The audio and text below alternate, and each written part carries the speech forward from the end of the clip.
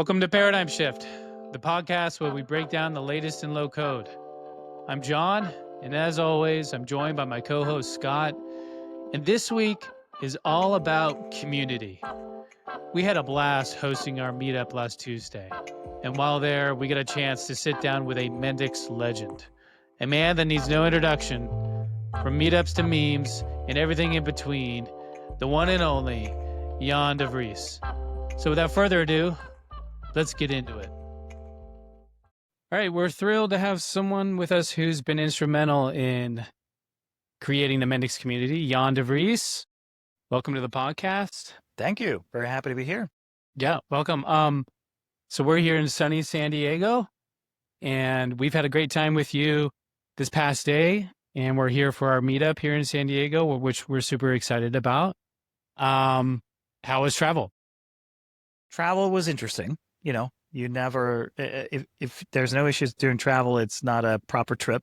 So I did lose my suitcase on the way here, but luckily it was delivered to my hotel the next day. So yeah, that was a great start. I wanted to kick this off. I want to start by asking you, what was and you've mentioned this before to us when we talked yesterday, but where did you get started with Mendix? And briefly, what was your intro to it like? How did you get into it? Yeah, so I got into Mendix 10 years ago, and I celebrated 10 years. So that was great. And also, always looking forward to, hey, what's next? What can we do better? What can we do bigger? But it's a great moment to just look back at not just the past year, but past 10 years. And when I joined actually as a technical writer back in 2015, late 2014. And there were about 100 people in the company back then. So everything you did, made an impact. And we were really building out the fundamental pillars of the community. We didn't have online training. We didn't have an MVP program. We had just done the first meetup ever. There were like 8 people. 6 of those were Mendix. So it's really at the beginning. And I really liked the community aspect of it, getting in touch with the users, the developers, to understand how do they use our platform? What do they need to become better developers? Is it documentation? Is it video? Is it events? Turns out it's all of those things. And so I quickly shifted from just technical writing into community program management. And yeah, I discovered, wow, I love this. This is where my passion is. So since then, I've been really building community at Mendix ever since, always forging new roles, new paths of helping developers become better Mendix developers. And you've been to how many at this point? It's got to be hundreds, right? So in terms of meetups, we have done over 350 in the past 10 years. Wow. And just 100 of those were in the last year. Holy smokes. And I've been to over 200 myself. Yeah. I try to attend as many as I can because I just want to meet people. I just want to meet the community wherever I can. Can you pick any favorites? Any favorites that you've been to? Oh yeah, you're not allowed to pick favorites among all your children. What about your a favorite topic? Do you have a favorite topic? Yeah, there you go. Or format. So one that I really loved, which was it was actually a couple of months ago. It was in a TV studio in the Netherlands. So one of our customers is a TV producer, and the meetup was held in a TV studio itself. And they were talking about how they use Mendix, what are you using it for, and that was really interesting. Just the setting itself was awesome. And we got a tour of the whole studio, all of it. And, you'd see famous sets from famous TV shows, stuff like that. So that's not just, hey, we're doing a presentation. It's the full experience. And you're seeing what the impact is of, building apps for that kind of customer. That's just one. I mean, we could talk all afternoon about all the awesome meetups. Yeah. Um, and so I remember I guess first Mendix thing that I went to was Mendix World in Rotterdam. I don't know what yours was, Scott. Yeah, it was the same. Same. Same. Mendix World 2019. But from that experience, that experience left a big imprint on me. I was like, because I went with my boss at that time, and that's had that with that company. I started with Mendix, and we went to this. We're like, oh, let's go to make a trip to Rotterdam. That'd be fun, and it was way bigger than I was imagining that it was going to be.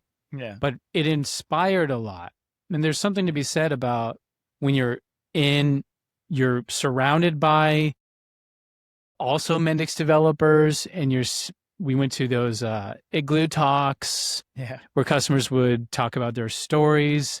That affected our direction at my company of like, wow, let's get into microservices because these guys said it. Let's talk to them and let's do things that we've learned at these events, and we make connections and things. So there's some really big value to be had there, and that's what I left. And that's why we like doing these meetups. I assume you share the same feeling as I do. I totally do. I mean, I can still remember, Mendix World 2019 like it was yesterday. It was awesome to be part of that experience of organizing that. The igloos were, everyone remembers the igloos. Yeah. Also that we vastly underestimated the interest in the talks. So people were sitting outside and trying to listen in, and we thought, yeah, we got to do this again. And so for 2020, we were like, we're going all in. I think it was scheduled for April or June. Mm. And of course, COVID hit, so Mhm. we had to go Yeah. online. And yeah, I want to have another opportunity like that because I think meetups are great, and it's a great tool for getting people together locally to get to know each other, to share information, and to build a foundation, a core group of people, power users. Um, and yeah, yearly events like this, or every 2 years, that's just taking it next level. Like big product announcements, seeing the success stories, finding out all of the new features. Like you can test out all the kinds of beta versions. Yeah, that's an incredible experience, unforgettable experience for sure. So that's like the big one. But how has it evolved? I mean, over time, and has the audiences changed? How have the topics changed? And then where do you see it going? Yeah, I think, first of all, the community has grown a lot bigger, right? And so it's a lot more global than it was 6 years ago.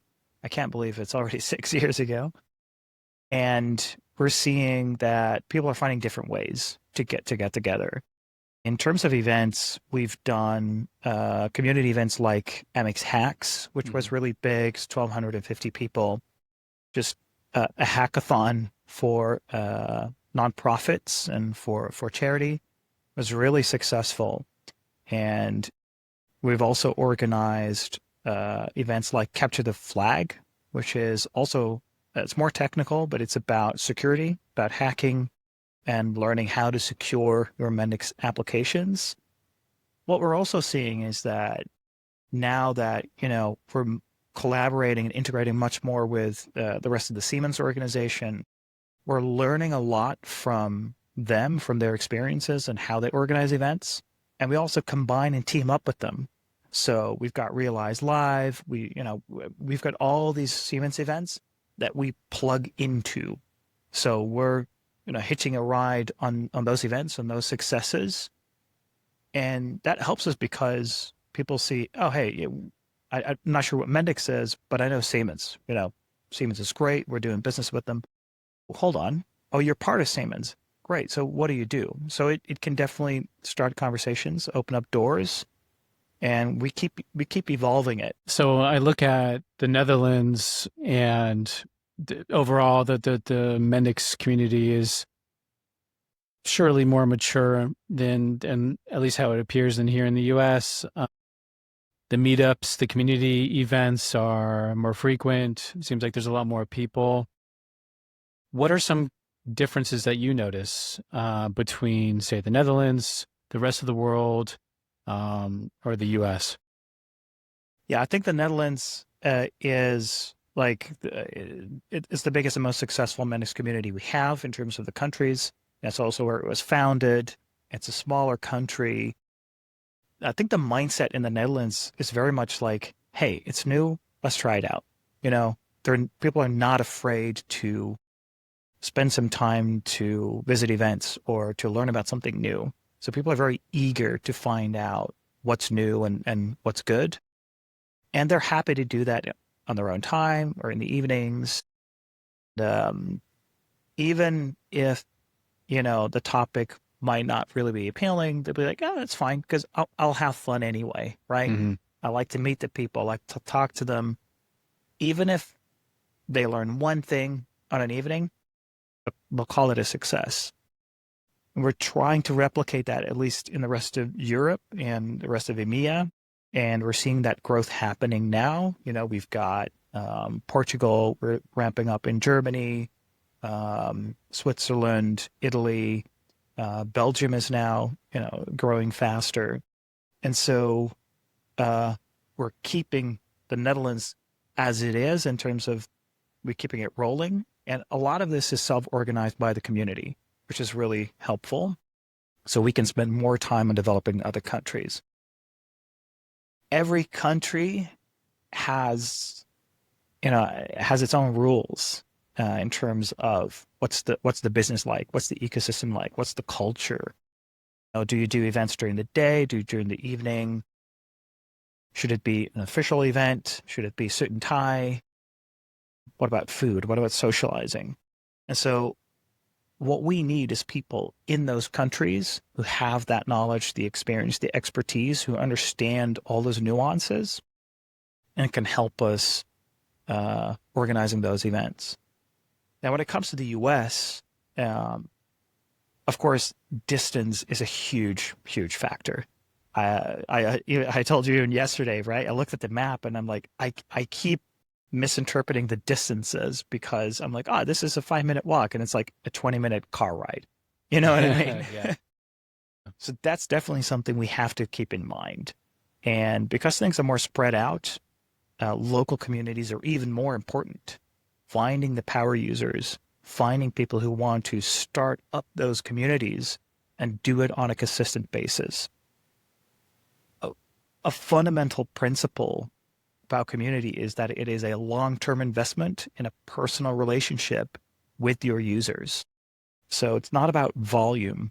It's really about quality and consistency. So as long as people experience that there is value in events like this, whether it's learning something, meeting people, maybe there are business opportunities or gaining visibility, it's worth doing it. And so now that we're here, we are trying to figure this out as well together with you guys as what works, what's the frequency? Do you during the day, evening? Do you provide food? What about topics? What works, what resonates with people? And just because, for example, maybe you have one event with 25 people and the next is like 10, it doesn't mean your event fails, right? It's just a different moment, different event. And next time it could be completely different again. The key is consistency, sticking with it, and providing value on a consistent basis. You're kind of itching at what I wanted to segue into, which was ROI. We come at it from differing perspectives. Obviously, we're Paradigm is a consultancy, so there's some obvious benefits of just marketing and things. And Mendix too seems like it might be similar in that regard. But how do you measure ROI from community when it's pretty marketing based? Am I wrong? Yeah, this is the $1 million question because traditionally it's very difficult to measure what is the impact of a personal relationship, right? How do you translate that to something meaningful, something that demonstrably has an impact, a positive impact on the business? on the one hand, you have all the metadata, like how many people register, how many people attended, how many clicks, how many views, all that stuff. But that's just numbers that can inform something. Those numbers don't mean anything until you know what's the impact. Um, and especially for meetup events, it's very much about visibility, branding, for the companies who organize it. It's knowledge sharing, which is really important, uh, and networking, connecting with people. I I often compare community initiatives with a farmer's soil. So if you tend to the soil, it becomes fertile. Once that's the case, all the conditions are right, you can start planting seeds and things will start growing. So that's what meetups are. It's a breeding ground for people to get to know each other for potential business opportunities.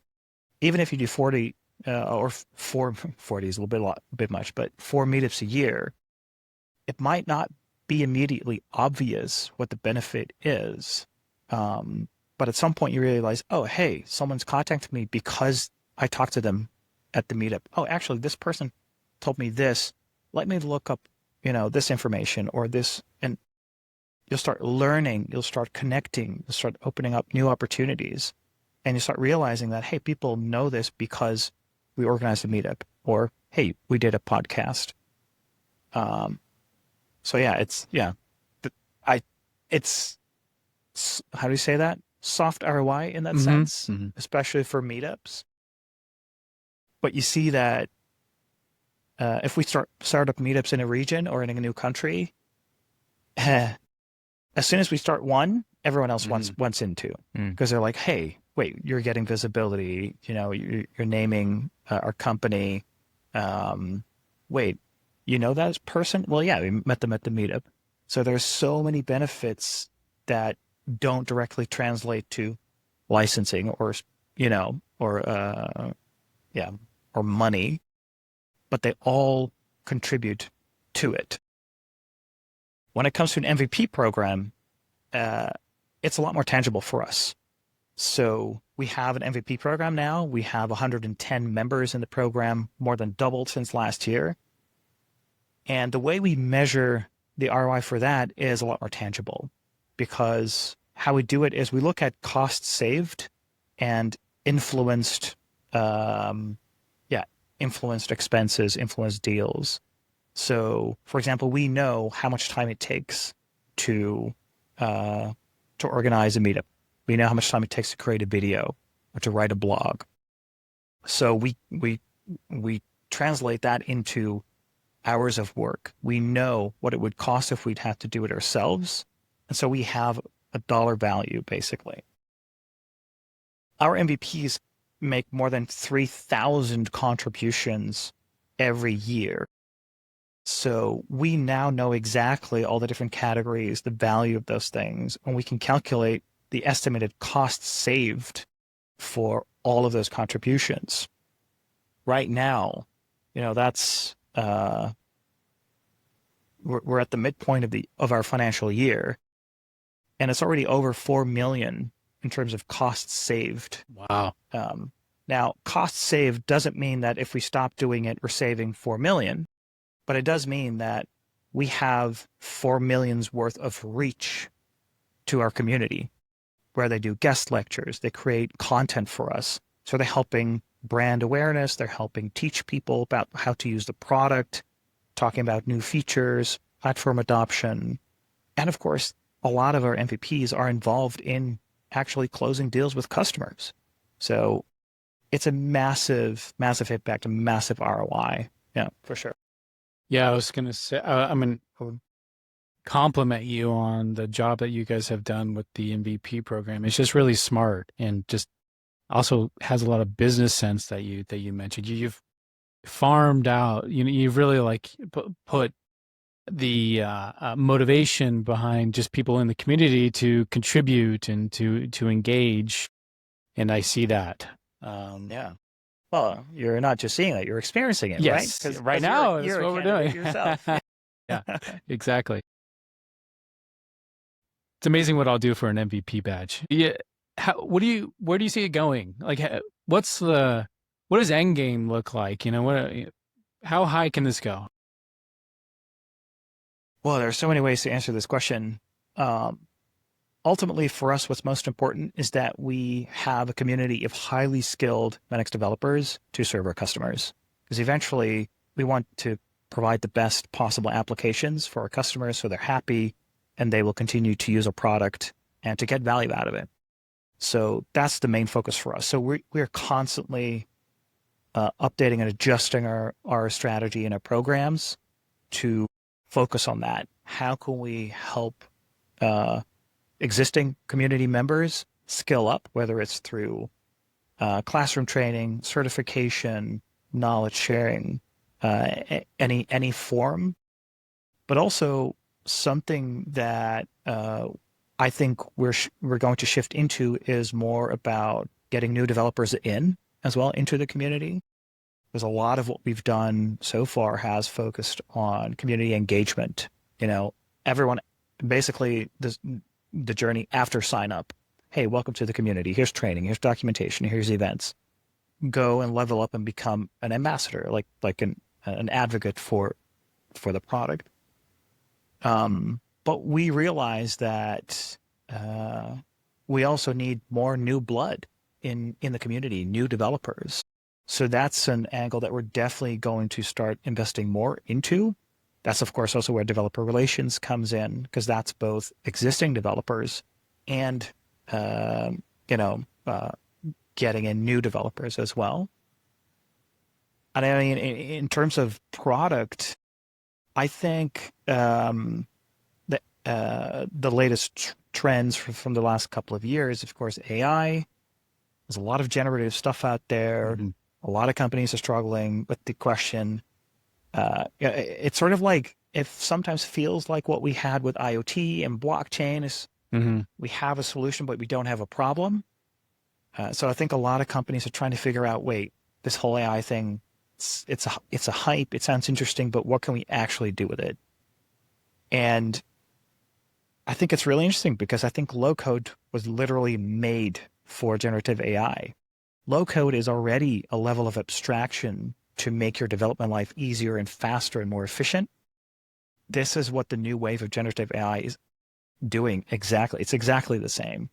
So we are integrating this into the product, not just, hey, we're going to generate some user stories for you, or here, we're going to generate domain model for you. It's context aware. It knows your product. It knows your model. It understands your requirements, your stories, your epics. So instead of saying, hey, translate this text into user stories, it'll say, sure, I could do that. But hold on, that one you're actually already working on. It's on the backlog there. Oh, this one. Wait, you guys already completed this. So it's helping you. It's an assistant. It's literally there to help you make smarter decisions and do it more efficiently at every level of the product, whether you're in Studio Pro Mm-hmm. and you're trying to figure out, wait, this domain model can't I want to optimize this. It will give you suggestions. It won't just brainlessly do it for you. You can ask it, hold on, why did you make that change? Why are you recommending this?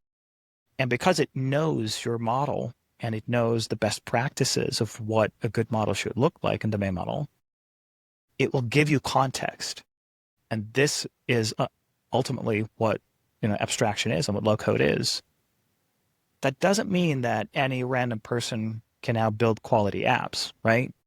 Yes, it makes it easier to get started, but um, it still takes training and development principles to actually master the product. So there's always going to be a need for training, for knowledge transfer. Um, yeah, let me pause there. Sure. No, yes. And Scott and I are always talking about this, and especially on the drive over here, we were just talking about AI and what Mendix is doing there. And Scott, I'll put you on the spot, but you brought up a good point of like, it can do a lot of things. Um, but things with like, okay, just making just some architectural decisions or things that you may not see, you'll still need some guiding hands, right? Sure. Yeah. Yeah, I mean, absolutely. Like when we talk about what AI is really good at, it's that generator. Like when we're thinking about like, especially in the context of low code, like putting a page together, right? Yeah. These kinds of things. I don't know if I see where it will be totally taking over all of those architectural decisions. Should we push versus pull data? These kinds of things. So I think we'll still need someone who has that high level kind of big picture view on how the systems interact with each other. But the good news is where I see AI, especially coupled with low code, is now you can have people operating at that higher level where they don't have to worry so much about what data type should this be, what should the relationship be between this. If generative AI can spit out a model that meets most of what we need and we just need to tweak it, that's great. But I still think you have to have that fundamental idea to review the work that's out there, that's coming out of the generative AI. So. And Maya's really interesting. I mean, just having AI in the low code space is, to piggyback of what you were saying, is the most ideal, because when you give outside just generative AI in general, you give it free reign of whatever, any tool, you don't necessarily have any as much control, and it's free to just kind of just patchwork things together that maybe you didn't want. But with low code platforms like Mendix, there are certain things that are built in. There's some guard. I mean, it's already built to make things easier. And then when you put AI in there, less can go wrong. Your risk is lower. I see it on LinkedIn all the time. Developers complaining about vibe coding and how it's going wrong, and I found like 10 bugs today because of all these vibe coded projects. Like, I don't think you would see as much going wrong with AI encapsulated in a low code platform like Mendix. Yeah. There's always risks with any technology, and that includes Mendix. That's why we build in. It's so important to build in the guardrails in the platform to check: is everything consistent? Does everything work as expected? Are you making weird references or in loops or whatever it is? And that goes the same for AI.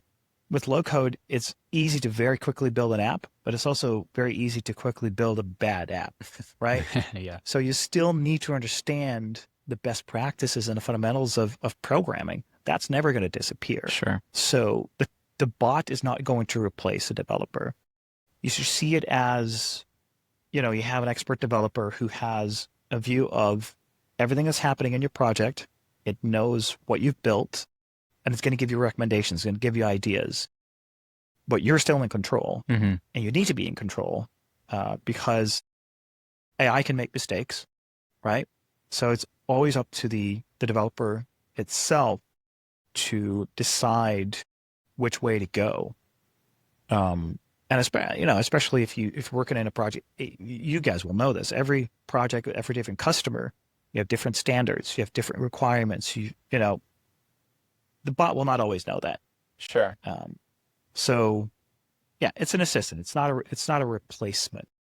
I do think though you get a huge boost from having the framework there. That one of the things where I see vibe coding go off the rails is you'll get snippets of code that are using 15 different libraries for JWT or something like that, right? So when you're looking at AI inside of that, framework of low code, it's like all those decisions have already been made for you, and there's no way that you can go off the rails, right? Your AI is not going to go pull in some other JWT library. So I think that is a huge advantage because we get that. I've heard that from a handful of different clients. Well, why am I not just vibe coding apps in Python? And it's like, you can, but you have to have somebody that's looking over that Python application to make sure that they're using good components, using secure components, things that are built or are in a cohesive manner. So I think that's, where I see, like, I don't see that generative AI is going to replace low code. It's going to be a boost for low code.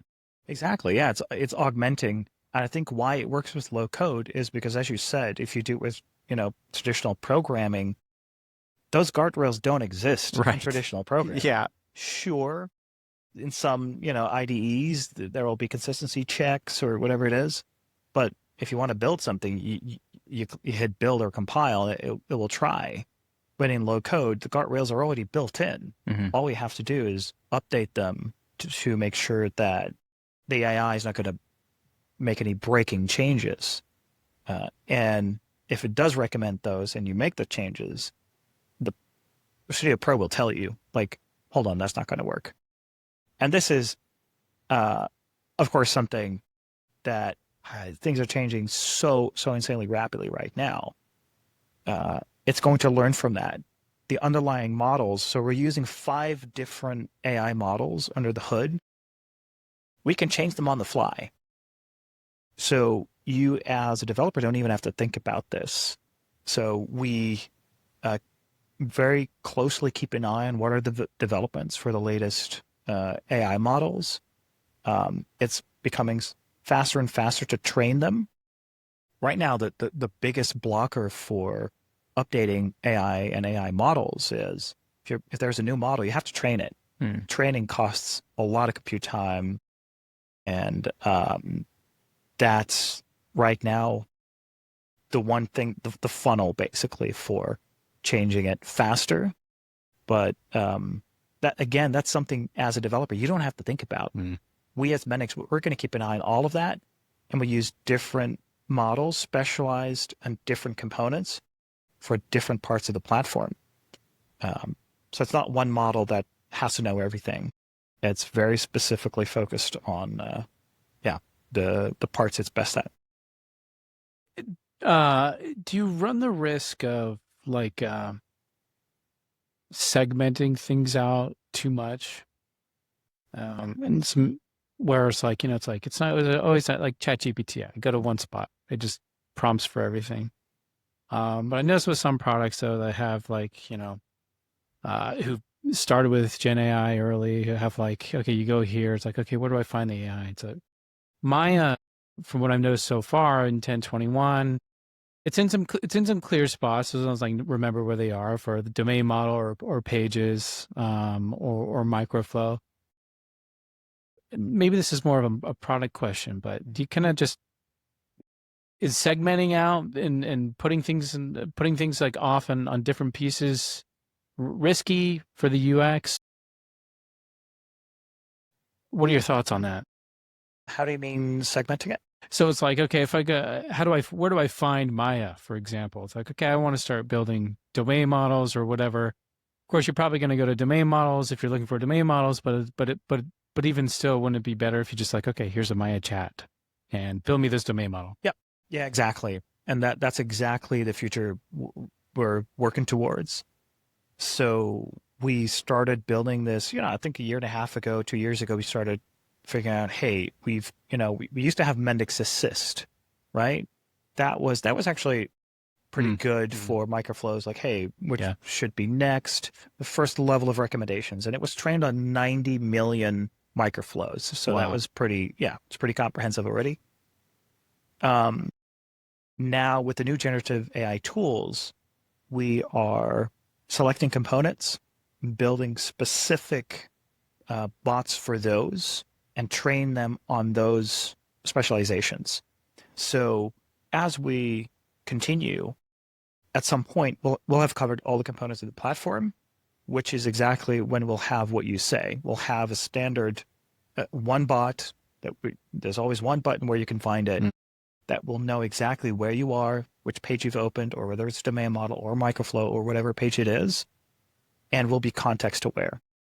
So is the idea that you'll feed the prompt to the correct model based on what your prompt is saying? So, hey, I need a microflow. Will it go then to a model that's specifically trained for microflow generation? Exactly. Okay. That's exactly it. Right now, that's separated. So if you go to the domain model editor, it'll be a different underlying model than if you go to page editor, for example. What we're working towards is, again, you won't see that, you won't experience that, but based on the question, it will choose which model it will address. Interesting. So that makes it modular as well. Again, it's nice, low code. Yeah.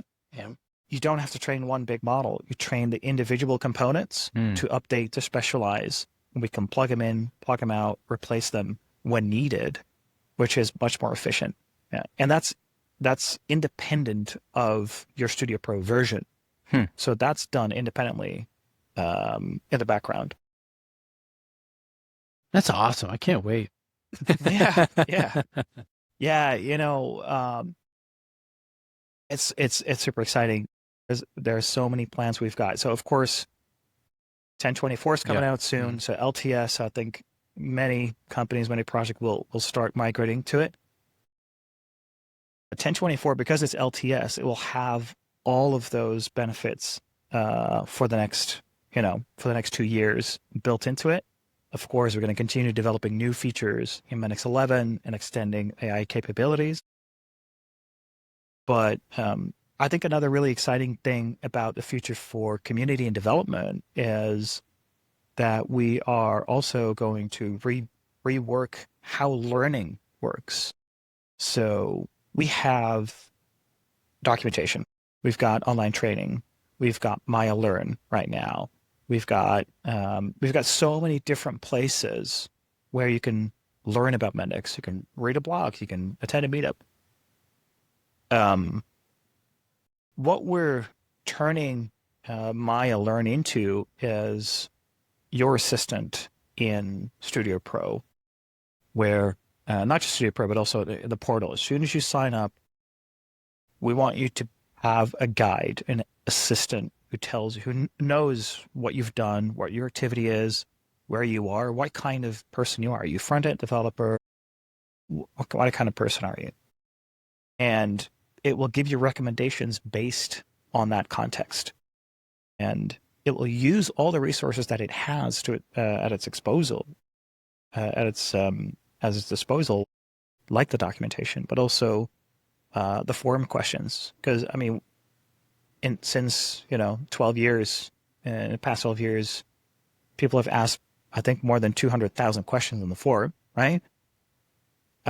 Sometimes searching through that is tough because is it relevant? Is it for your version? Is it being linked to a marketplace module that's no longer being updated or not compatible? So instead of doing all that manual work, the Maya Learn will give you the context and say, well, for your version, for this and this, you should probably try this out. It doesn't mean that we're going to get rid of documentation or online training, not at all.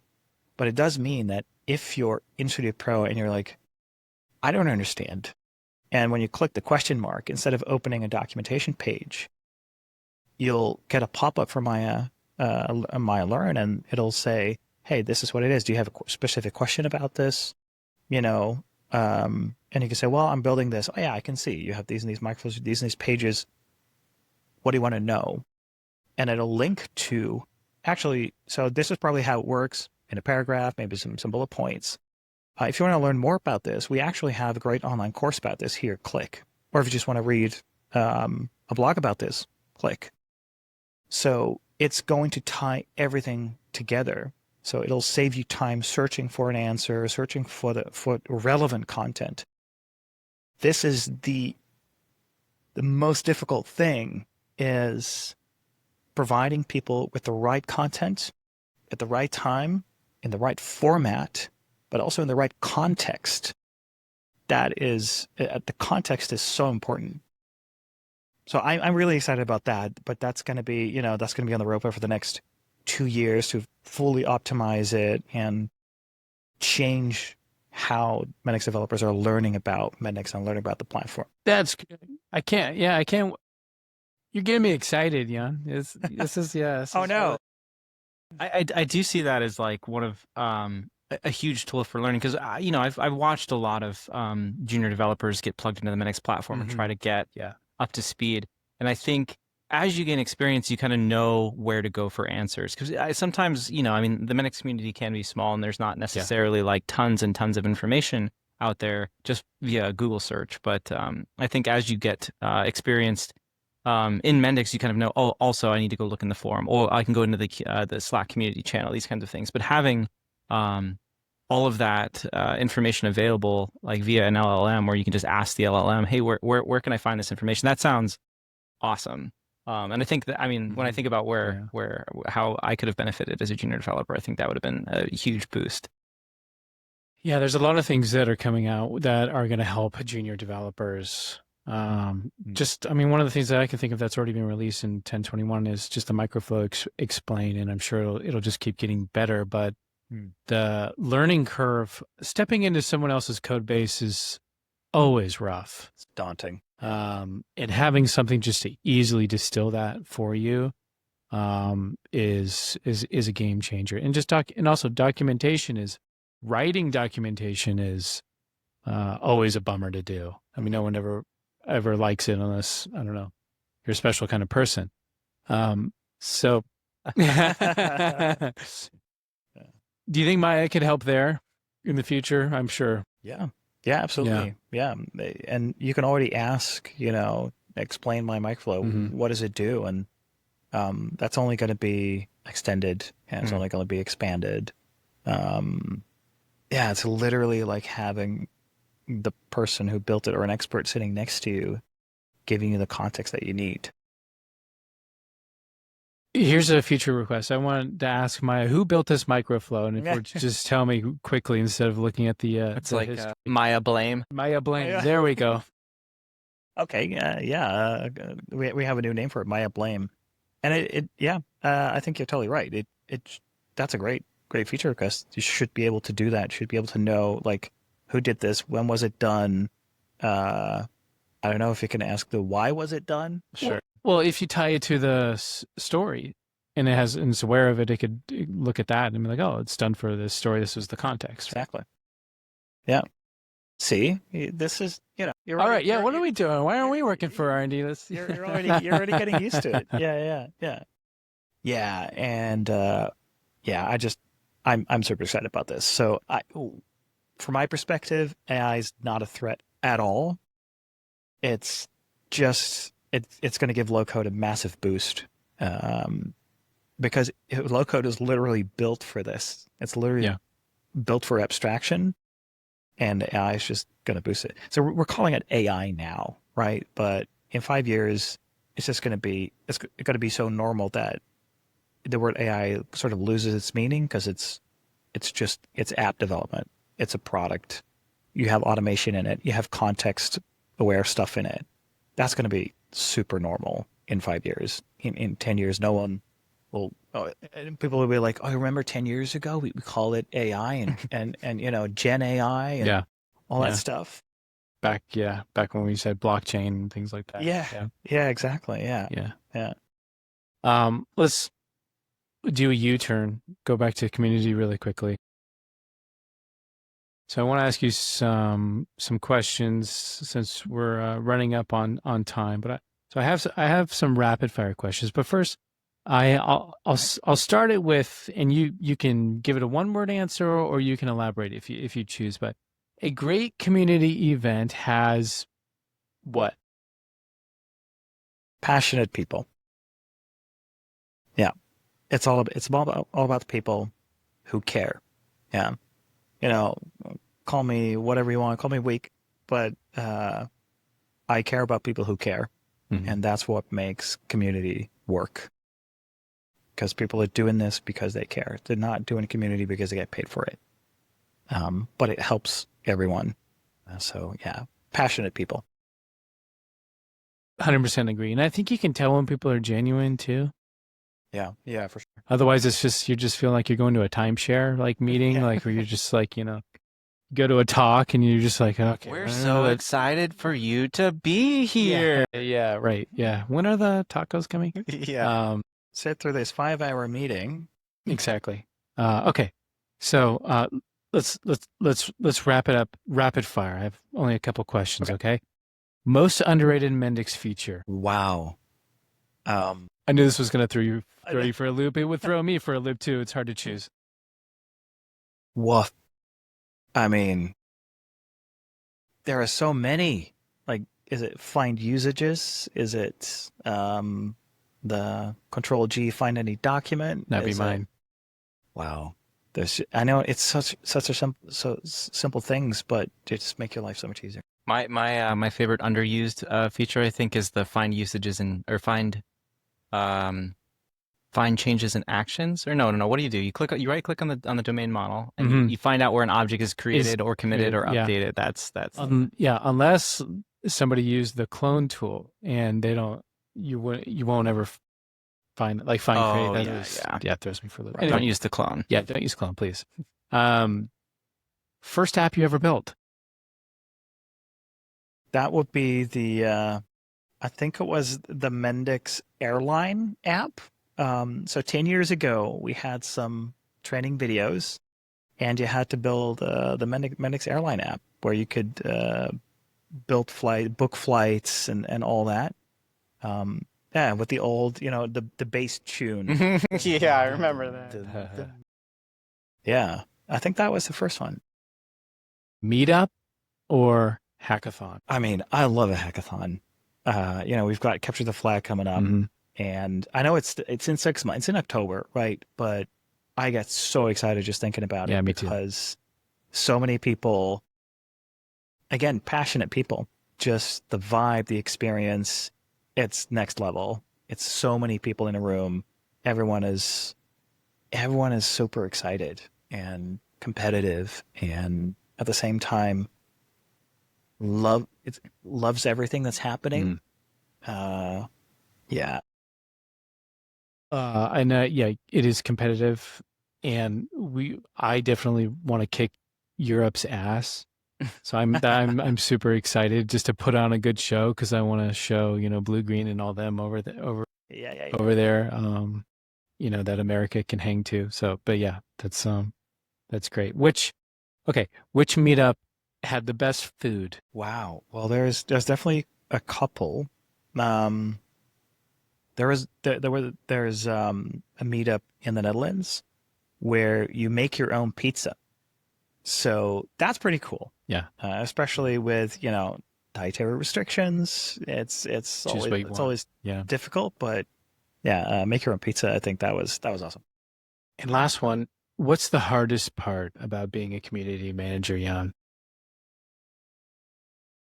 People often think that community management is just about fun events, having pizza, drinking beer with developers. And because that's what people see, right? In the pictures and the videos and stuff. Making the videos and doing the meetups, that's about 15% of the work that I actually do, but it's by far the most visible thing. So people vastly underestimate what it takes to be a community manager. You have to understand product, you have to understand marketing, writing, a million different tools to make your life easier. You have to understand video. You have to be able to explain technical things in a super, super easy way so that everyone understands it. And no day is the same. I talk to about 30 to 50 people every day in the community, and it's different stuff every single time. So you have to be super on your feet every day. I can plan out things for 3 months, but it's going to change every day. Well, thanks for coming on our show, Jan. Thanks for coming to San Diego. We love thanks for coming to our meetup. We've loved having you so far. We're going to have some fun tonight. So thanks again for coming on. Where can people find you? Where can they find the Mendix community? Yeah, it's a pleasure. Thanks for having me. Super excited to be here. I listen to the podcast every time you guys put out an episode. I'm on LinkedIn, LinkedIn / JBK de Vries, which is my name. And of course, we're on the Mendix community Slack. If you're not on there, get on there. Everyone's on there. Yeah, and on YouTube, we're Mendix community. So that's where you can find all the videos. Yeah, I think that's pretty much it. So, well, thanks so much again. Thank you. my pleasure.